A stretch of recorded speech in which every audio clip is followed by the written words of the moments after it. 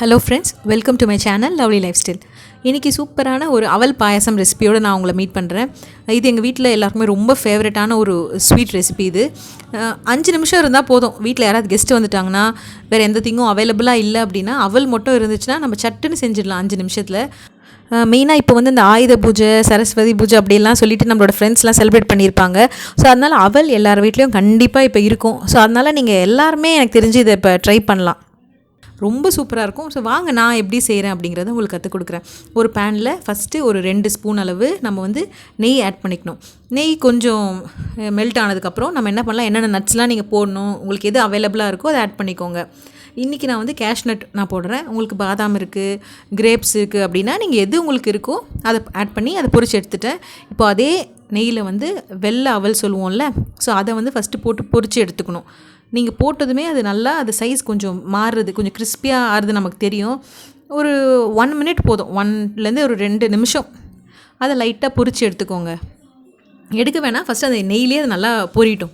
நான் சொல்கிறேன் உங்களுக்கு அடுத்தடுத்து என்ன பண்ணணும்னு. ஓரளவுக்கு இப்போ கலர் சேஞ்ச் ஆகி பொரிஞ்சிருச்சு. ஸோ இந்த டைமில் என்ன பண்ணுறேன், தண்ணி ஒரு 2 கிளாஸ் அளவு தண்ணியை ஊற்றி நம்ம வேக வைக்கணும். சரியா?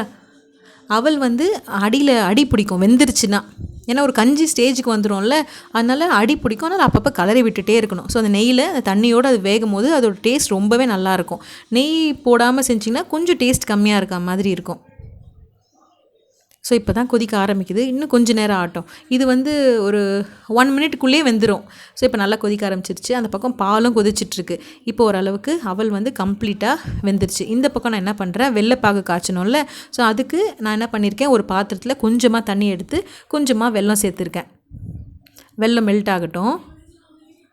இப்போ வெல்லம் கூடவே நம்ம வந்து ஏலக்காய் கூட நம்ம போட்டுக்கலாம்.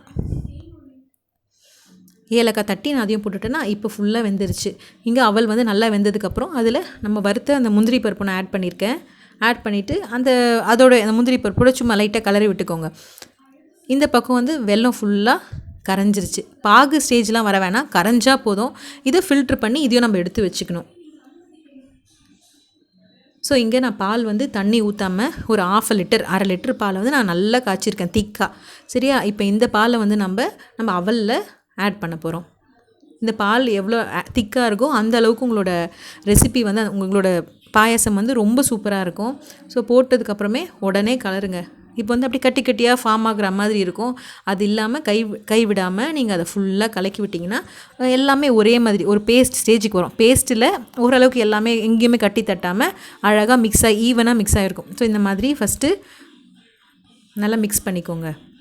மிக்ஸ் பண்ணிவிட்டு கொஞ்சம் பால் வந்து கொஞ்சம் கொதிக்கட்டும். கொஞ்சம் கொதிச்சா தான் பால் க்ரீமியாக மாறும்போது பாயசம் ரொம்ப டேஸ்ட்டாக இருக்கும். ஸோ பால் வந்து இப்போ நுர பொங்கி இந்த மாதிரி கொதிக்கிற ஸ்டேஜ் வருதுல்ல, இப்போ நம்ம அடுத்தது ஒன்று ஆட் பண்ணலாம். இப்போ கண்டிப்பாக அடி பிடிக்கும் அவல் வந்து, அதனால் நீங்கள் அப்பப்போ ஒரு கரண்டியை வச்சு மிக்ஸ் பண்ணிகிட்டே இருங்க. பாலில் எப்படியும் ஒரு 5 நிமிஷம் கொதிச்சிச்சு அப்படின்னா ரொம்பவே நல்லாயிருக்கும். இப்போது நம்ம வெள்ளைப்பாகு காய்ச்சி வச்சுருக்கோம்ல, அதை கொஞ்சம் கொஞ்சமாக ஆட் பண்ணுங்கள். ஸ்வீட்னஸ் பார்த்துட்டு ஆட் பண்ணணும். மொத்தமாக ஆட் பண்ணிங்கன்னா நல்லா இல்லாமல் போயிடும். ஸோ கொஞ்சம் கொஞ்சமாக எவ்வளோ நமக்கு ஸ்வீட்னஸ் வேணுமோ அந்த மாதிரி நான் ஆட் பண்ணியிருக்கேன். ஸோ ஃபஸ்ட்டு ஒரு செட் போட்டுட்டு டேஸ்ட் பண்ணி பார்த்துட்டு அப்புறம் அடுத்ததையும் நான் ஆட் பண்ணிட்டேன். ஆல்ரெடி வெல்லம் வந்து கொதிச்சிருச்சு, அதனால் அதோட அந்த பச்சை ஸ்மெல்லாம் போயிருக்கும். ஸோ அதனால் ரொம்ப கொதிக்கணும்னு அவசியம் கிடையாது. வெல்லம் போட்டு ஒரு 1 நிமிஷம் கொதிச்சா போதும், நம்ம ஆஃப் பண்ணிடலாம். ஆல்மோஸ்ட் முடிஞ்சிருச்சு. இப்போ கொஞ்சமாக உப்பு, பிகாஸ் அந்த ஸ்வீட்னஸ் எடுத்து காட்டுறதுக்காக நான் கொஞ்சமாக சால்ட்டும் ஆட் பண்ணி மிக்ஸ் பண்ணிட்டேன். இது என்னென்னா கைவிடாமல் நீங்கள் மிக்ஸ் பண்ணிகிட்டே இருக்கணும். இப்போ ஓரளவுக்கு பபிள்ஸ் வர ஆரம்பிச்சிருச்சுல, இந்த டைமில் நான் என்ன பண்ணுறேன், சும்மா ஃபினிஷிங் டச்சுக்காக அகைன் ஒரு 1லேருந்து ஒரு 2 ஸ்பூன் அளவு நெய் ஆட் பண்ணிக்கிறேன். எப்போவுமே பாயசம் அப்படின்னாலே நெய் இருந்தால் தான் அது ஒரு ஃப்ளேவரு அந்த டேஸ்ட்டாக கம்ப்ளீட்டாக ஆகும். ஸோ நெய் கொஞ்சம் ஆட் பண்ணி நெய் மிக்ஸ் பண்ணிக்கோங்க.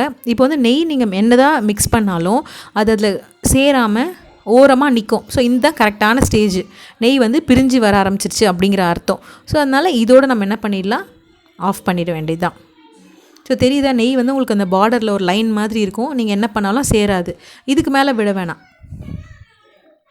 அப்புறம் இதில் இன்னொரு விஷயம் என்ன அப்படின்னு பார்த்தீங்கன்னா, இது ஆற நல்லா திக்காகிடும், கெட்டியாகிடும். அதனால் நீங்கள் ஆறுனதுக்கப்புறம் யாருக்கா சர்வ் பண்ணுறீங்கன்னா கொஞ்சம் பால் ஆட் பண்ணி சர்வ் பண்ணிக்கோங்க. ஸோ இது மாதிரி தான் இருக்கும்.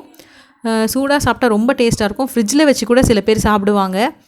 அப்படி உங்களுக்கு ரொம்ப ஹார்டாக இருக்குது, ஹார்டு மீன்ஸ் கொஞ்சம் கட்டியாகிடுச்சு அப்படின்னா கொஞ்சம் பால் ஒரு 1/4 கிளாஸ் பாலை கொடுத்து லைட்டாக மிக்ஸ் பண்ணிவிட்டு அப்படியே கொடுங்க. அப்போ ரொம்பவே சூப்பராக இருக்கும். நல்ல ரெசிபி, டயட்டில் இருக்கவங்க சாப்பிடலாம், வயசானவங்க குழந்தைங்களுக்குலாம் ஈஸியாக ஜீரணம் ஆகிடும்.